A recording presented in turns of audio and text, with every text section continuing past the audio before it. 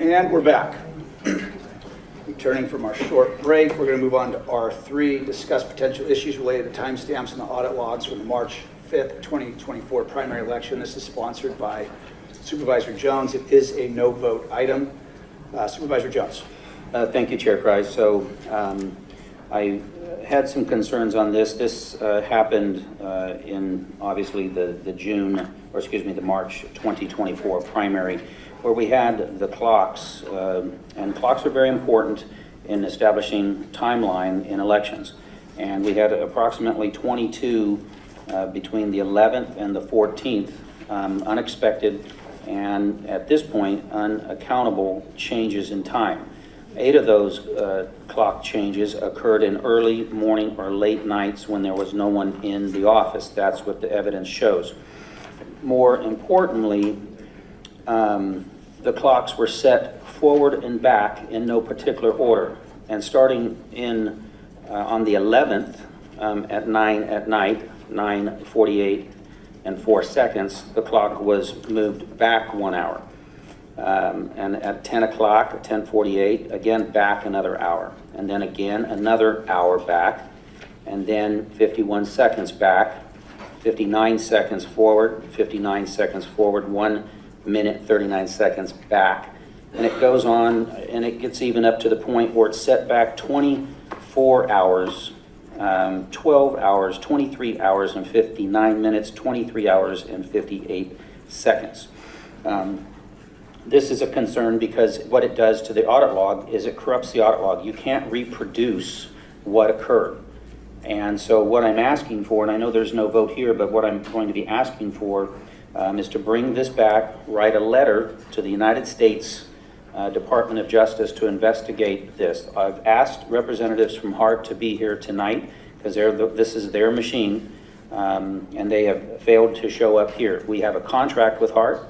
I expected them to be here to answer these questions. I think they're legitimate questions, and up to this date, no one has answered them correctly. The evidence in the log shows that we've had 22 changes and a lot of hours and times changed, and this has nothing to do, or very little to do, with the daylight savings times issue, which is a separate issue.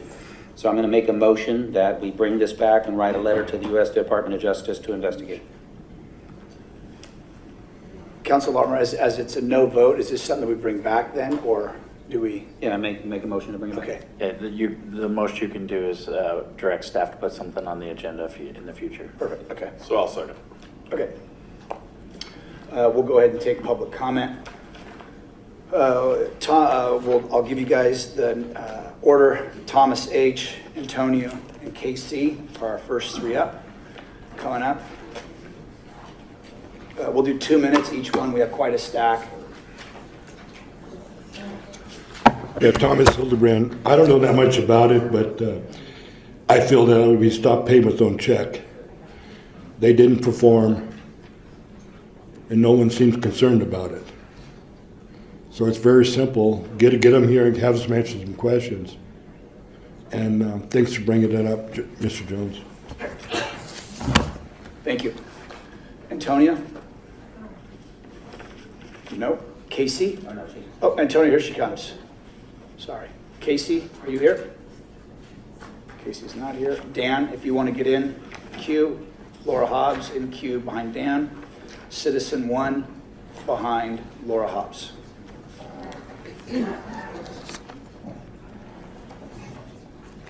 Good evening, Board of Supervisors. Our California election process, I have a cough drop in my mouth. Our California election process is overly complex. Our votes are precious.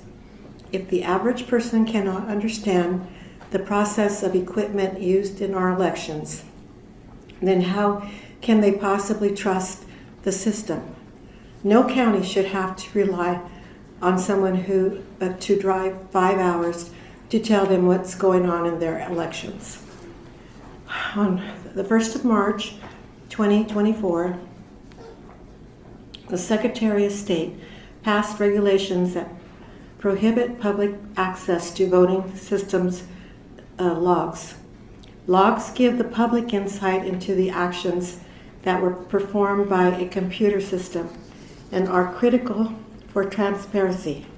Without them, the public is given a black box where the step between data in and data out is completely obscured. Why could the Secretary of State, the chief elections officials of California, wish to hide logs from the public? The public's brief look at audit logs is now over. The Secretary of State has forbidden public oversight log files. Concerned citizens who want an in-depth look at the election files are left behind closed doors and must content themselves with election results only. The public does not trust results of an election conducted in secret. For this reason, I urge you to pass a local ordinance maintenance of 100% hand count audit of all elections. Thank you. Dan? Followed by Laura Hobbs, followed by citizens 1, 2, and 3. Yeah, thank you for an opportunity to speak. The audit logs are pretty boring when you get down looking through it, but it's key to figuring out what the scope of things are. And the fact that the audit log has been able to be changed with no one in the room tells us that we can't trust that box that is feeding all the votes back to us. So the investigation needs to be done. I'm very disappointed that people haven't shown up for tonight's meeting, but you know, the volunteer, the guy who did all that research, and I don't know how he looks at a computer that long, but he worked through all those numbers and found those 20 changes in dates, but that affects the register of how everything is done.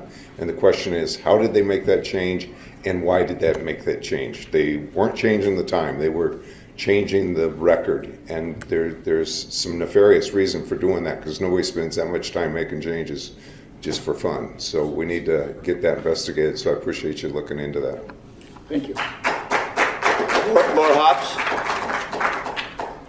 followed by citizens 1, 2, and 3, and then followed by citizen 4, then Christian.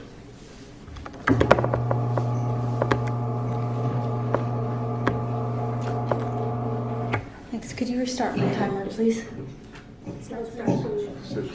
Even for people who need to adjust it.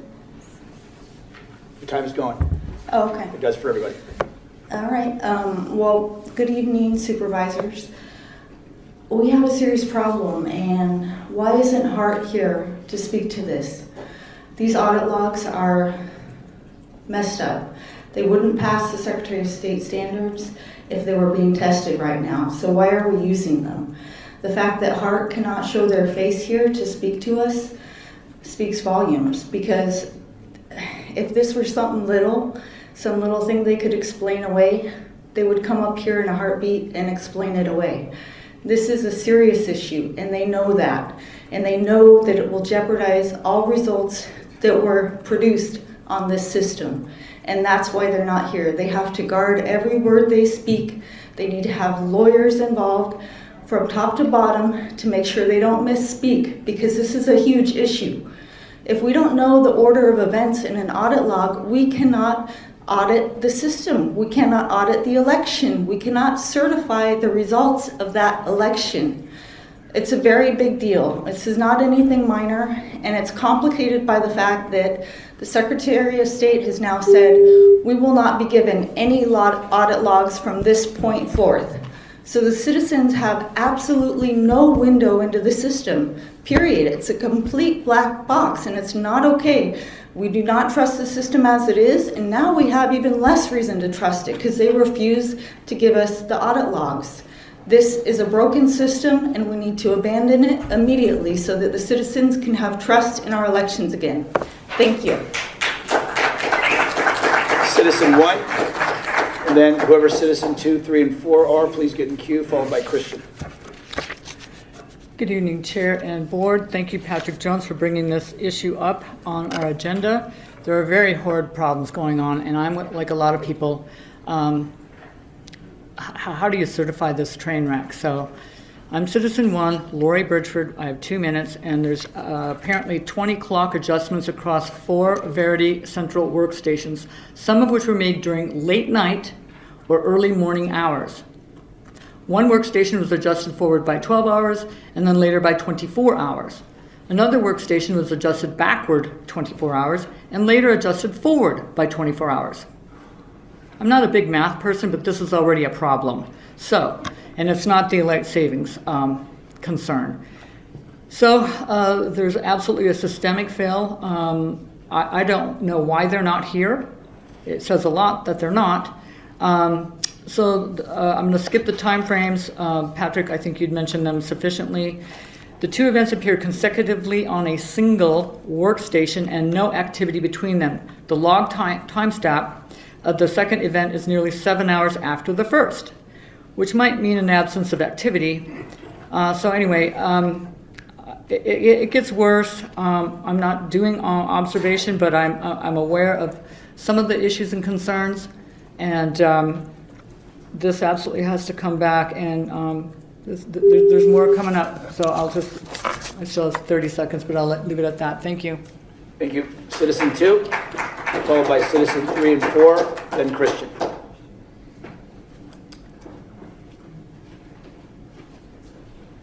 Good evening. If we only consider the time of day of some of the clock adjustments, we find several possible explanations for the early hours of activity, but not for the seemingly impossible order of events. The first possibility is that election workers or someone else were working secretly at those hours. Video footage shows no one present during the odd hours, so this hypothesis fails. Number 2, a rogue process is busy doing things at odd hours. The hypothesis requires examination of Windows system logs and database logs to look for evidence of such a process. Though possible, simpler explanations are preferred.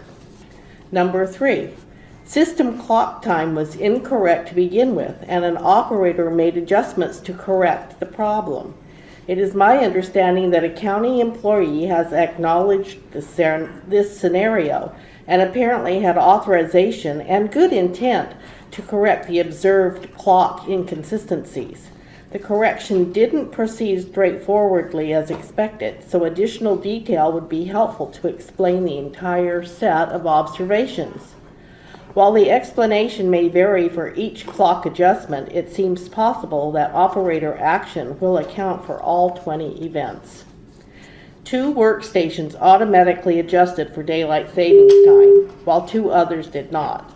The 2 that did not also saw events both on election day and 1 day prior of renamed corruption log file. This is the same message found previously in Nevada County. The final 5 events listed for one of the workstations are all clock adjustments. It appears that this particular workstation was taken out of service after the final adjustment was made and attempted. Citizen 3, followed by Citizen 4, and then Christian. 3. There's 3 coming up. We'll move to Citizen 4. Okay? Good evening. California voting systems are not federally certified. The California Secretary of State is solely responsible for testing and certifying voting system technology and uses a lot of guidelines called the California Voting System Standards to carry out the testing and certification. The introduction to Section 2.5.1 states, this subsection describes the context and purpose of voting system audits and sets forth specific functional requirements. Election audit trails provide the supporting documentation for verifying the accuracy of reported election results. They present a concrete, indestructible archival record of all system activity related to the vote tally and are essential for the public confidence in the accuracy of the tally, for recounts, and for evidence in the event of criminal or civil litigation. This section continues by saying the precision of the timekeeping mechanism shall be able to distinguish and properly order all audit records. The order of events was clearly not maintained in the audit log. Does the timekeeping mechanism properly order all audit records as the SVSS requires? The answer is no. The potential bug design flaw that has been discovered is likely not limited to Shasta County. Unless HART has corrected the problem, then possibly every county in California using HART Verity is out of compliance with California voting system standards. If a voting system does not meet the critical certification standards, what is the legal impact of the election results produced by the voting system? Results obtained in an election with faulty audit logs should be decertified. Thank you. Christian followed by Bev, followed by Margaret, followed by Patty. In fact, if you look at the clock, it says 666 on one of those terminals. I mean, we all know that Venezuela was involved in this because that HART machine was hooked up to the thermostat. We all know this. You three have wasted millions of hard-earned taxpayer dollars. If you would have kept the minion to begin with, we wouldn't even be here talking about this nonsense issue that you spent 3 years, hundreds of thousands of dollars of our time on stuff that is not within your jurisdiction, period. You cannot fire the ROV. You cannot fire Joanne. You might be able to do something with HART. I don't know. That's up to our county council. You, Mr. Jones, have lied. You've been caught committing election violations.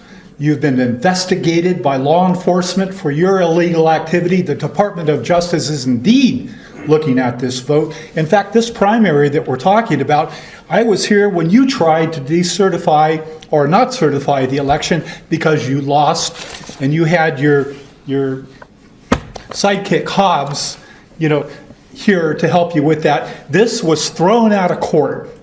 Mr. Humphrey's garbage as a hobby was tossed to the street, not in one court, by 2 courts. This is a bunch of hogwash. It's a bunch of conspiracy theory crap.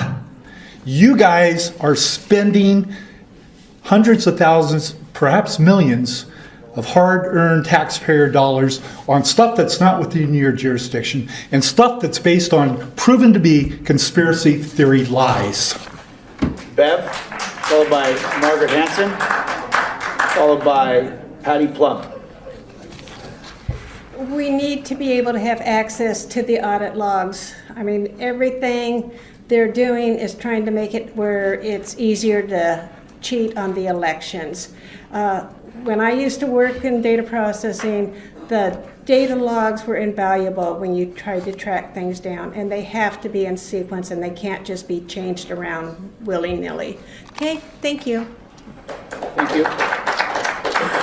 Margaret Hanson, followed by Patty Plum, followed by Dolores Lucero. So I'm speaking as a private citizen, not speaking for anybody else. My main point about this is that we need transparency, and I don't know why people are fighting that. Also, we need to know who changed the audit logs. Thank you.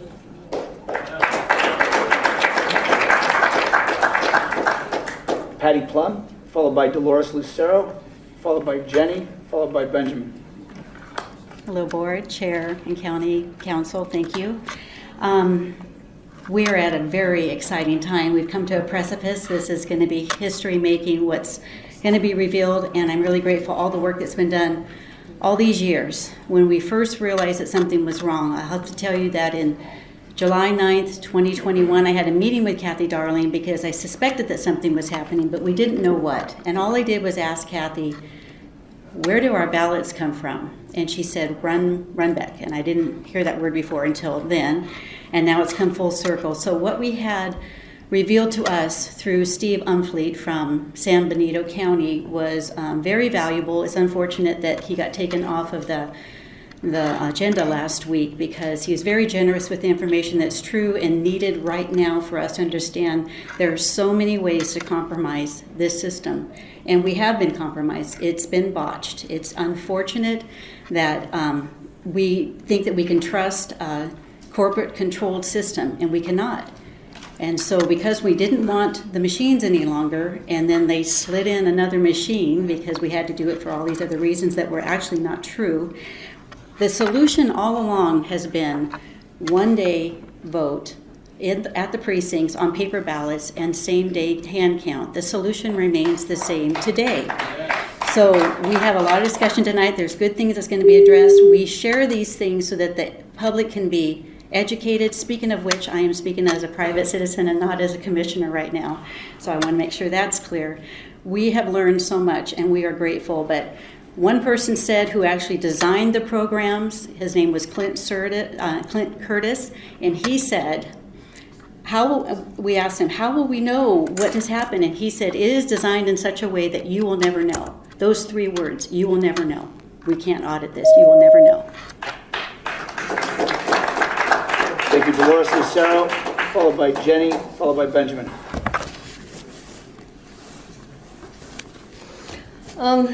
Well, I only have 2 minutes. Here we are, losing our freedom of speech. This false claim statement by Patrick Jones. Patrick Jones, you must really hate Joanna. You really, really want to go after her, coming up with these false claims, you know, getting your people to come up here and continue to repeat the same lies and lies. And for you to suggest and recommend for you to send a letter to the Department of Justice, we know that we know it's not going to happen. They're not going to listen to you because you guys are under investigation with the Department of Justice.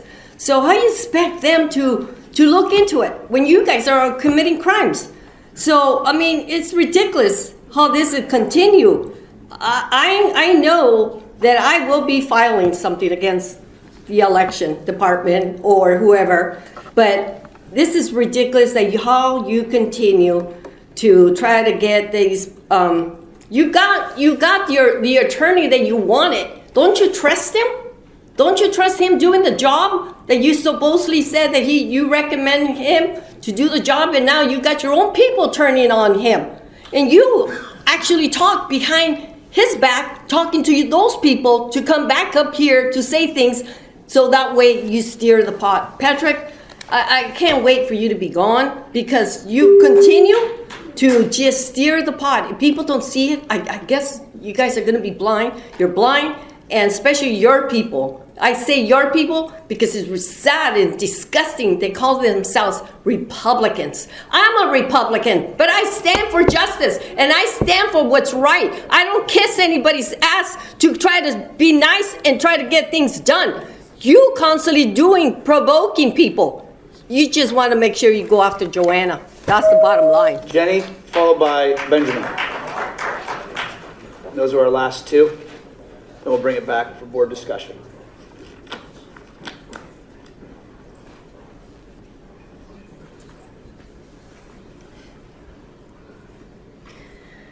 Good evening, beautiful board. This may seem off subject, but it's not. Did you know that the book Frankenstein was written in one night on a dare? And did you know that it's not actually written about a monster, but the monsters? The monsters who were afraid of something they didn't understand and what it did to them and what they became.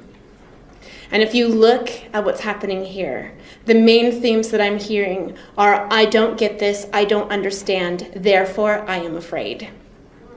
And that is not what should be happening here. This is a government building, not a place where superstition should reign.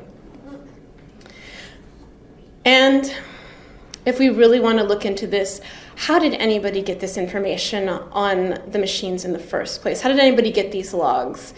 Was it a PRA request, or did somebody pull something illegal and look at something they're not supposed to be looking at? Because my understanding is that no PRA request went through the elections office, which means somebody looked into these logs that wasn't supposed to be. And I do believe that in Colorado, we already found out what happens when people are allowed in and do things they're not supposed to be doing. 9 years, and maybe she'll be pardoned, and maybe she won't be. We'll find out. Thank you. Benjamin.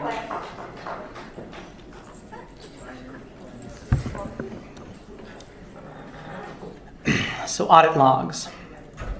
It's curious the public would even have access to this data in the first place. Now it sounds like there was PRA request, but really, how would this sensitive information even make it out to the public? And how would Stephen Umfleet, someone with no background or experience in elections, manage to gain access to such protected county information?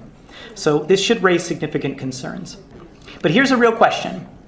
Was the county responsible for the expenses associated with fleets coming here?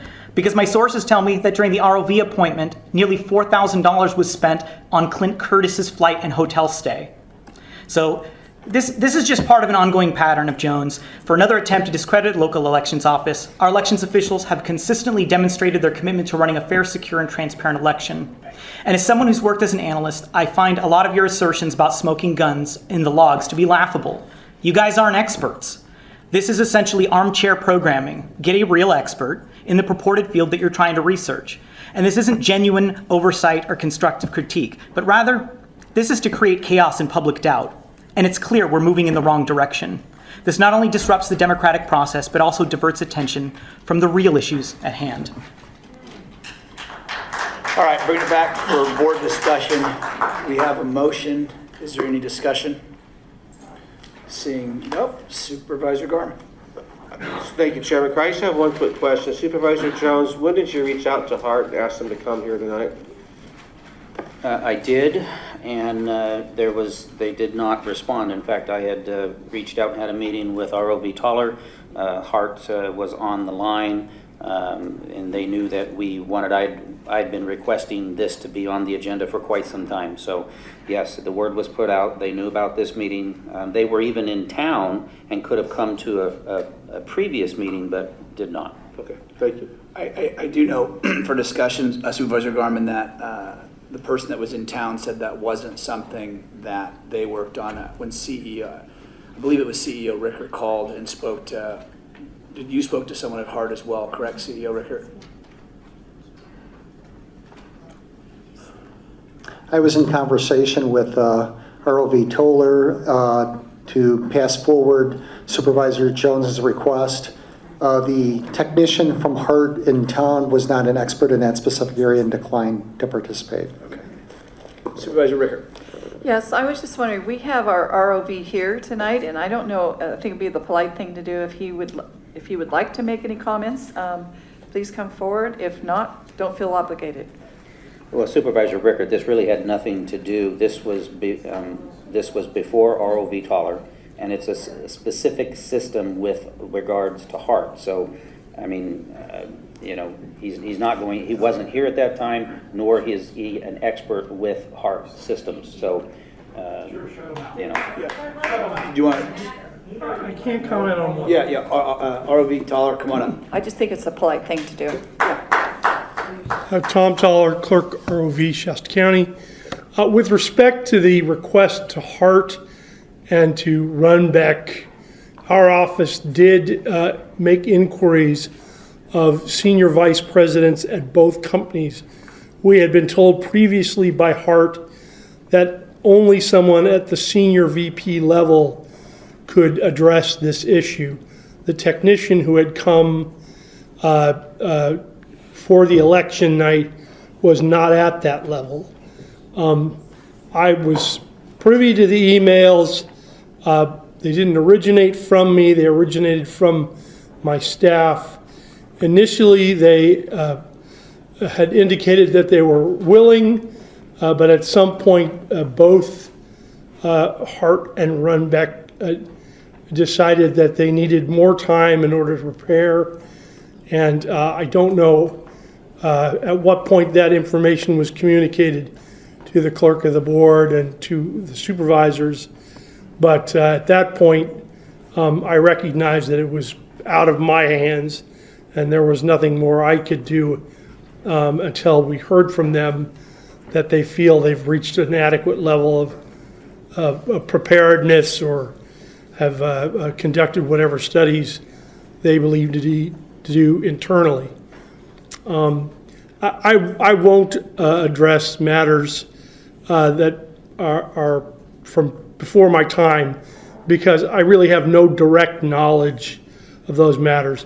I did communicate with Supervisor Jones in a rather lengthy email what my understanding of the events surrounding the time date stamp anomaly are. He knows my view on the matter, and I will state for the record that it differs considerably from that shared by many of the public tonight. I don't believe they have as much knowledge as perhaps would be necessary to draw some of the conclusions that they did.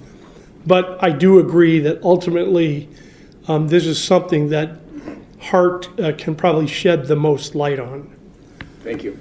And Chair Cry, just to comment, I would expect, we have contracts with both Hart and Runback, and so I think they're going to have to address, at some point, they're going to have to address these Well, matters. I mean, I know when we get into R4, that's going to be when we'll talk about financial ramifications of what's going on currently. I think if no one else has any questions for ROB Toller, I think you can take a seat. Thank you. Yes, thank you. All right, so I'll just give the quick 2 cents for me is, in terms of the letter, like I have, I mean, if you draft it or if you have staff draft with it, that's fine. We know it gets round filed. I mean, I even delivered the one down at Newsom's office about the fire situation. Well, and normally, Chair. I'm for it, and I know that. I 100% think Hart does need to come. We paid them a lot of money. We paid those machines cash, saving our county a ton of money by buying them outright and not leasing them, contrary to some other opposite incorrect belief. But Hart does need to answer for that. And if it's a senior vice president, it's a senior vice president. I don't care if it's custodian. Whoever has access to that information needs to share it because we've paid a lot of money for those machines. So if I see no other buddy in queue, we'll take that vote. We'll move on to R4. We'll do a roll call vote. Ms. Ibarra, we'll start with Supervisor Ricker. Yes. Supervisor Kellstrom? Yes. Supervisor Cry? Yes. Supervisor Jones? Yes. Supervisor Garmin? Yes. Passes 5-0.